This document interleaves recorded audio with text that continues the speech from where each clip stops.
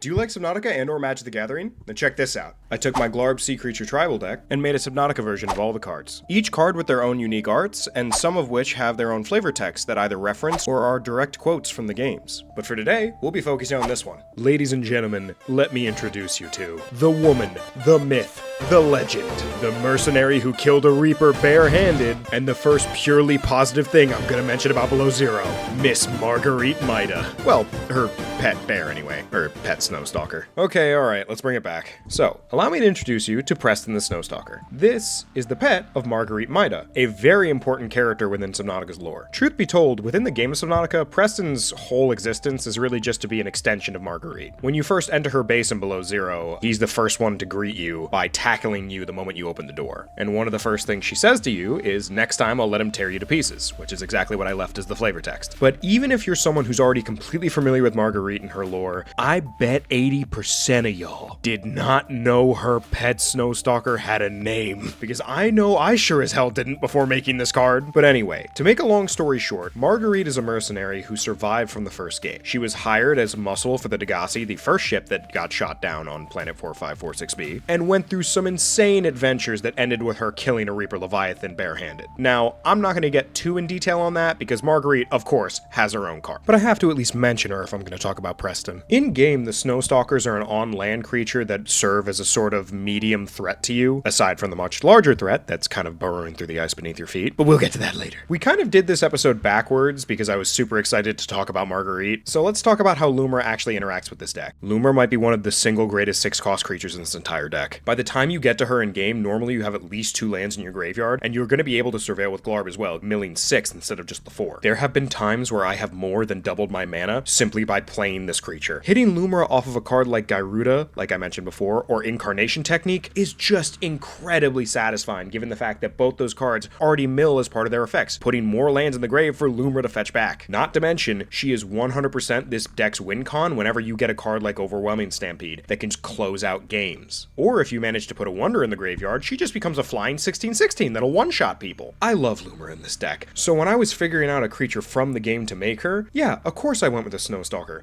but it can't just be a Snowstalker. Lumbra's a legendary creature. So, of course, I didn't just make Lumbra a Snowstalker. I made her the Snowstalker. I salute you, Preston. You are a godsend for this deck. Alright, I think that's about it. If there's a card from the Moxfield list that you'd like me to cover next, please comment it below. If you'd like to see more videos like this, or a longer, more comprehensive video about my Subnautica deck, please click the link in the description.